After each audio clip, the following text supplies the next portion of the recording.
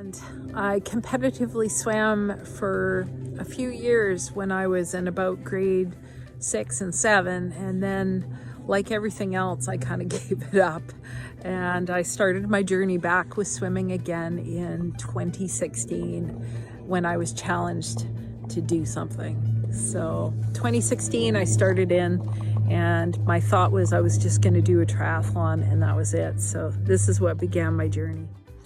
What do I love about swimming? Well, swimming is great.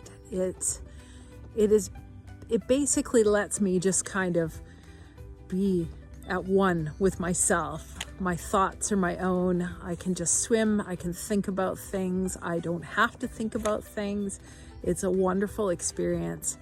It totally teaches mindfulness for sure. And I can swim for hours, and I just love it. So I get asked this question a lot, is how has my swimming changed? My swimming has completely changed since I discovered Tri-Balance and took quite a few sessions with Teresa. I used to be just your average swimmer that would get in there, just do mindless laps, and really didn't concentrate on form.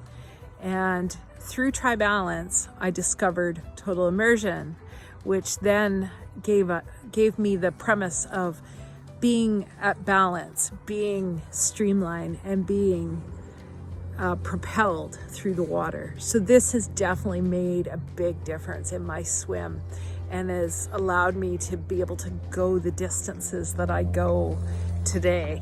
So the longest distance I've swam is an 18K. I originally started out a couple years ago training for a 12K. And the first year I spent just mindless swimming. I had no program, nothing. And then when I met Teresa, she gave me a program, and I was able to start working towards that goal. And last summer I did the swim across Christina Lake in British Columbia, and that was quite the experience, and I will never forget it. Will I do it again? Probably, yes. I often get asked whether I'm scared to swim in open water. There was a time where I was scared to swim in open water, and I had to take little baby steps to kind of build up to it. So this is my lake here that I train in most of the spring and summer. It's Sassamat Lake in Port Moody. When I first started out in open water, I would go with friends of mine, and they would basically paddle beside me and just make sure that I was okay. And it took a lot to kind of get over that fear. My biggest fear is fish.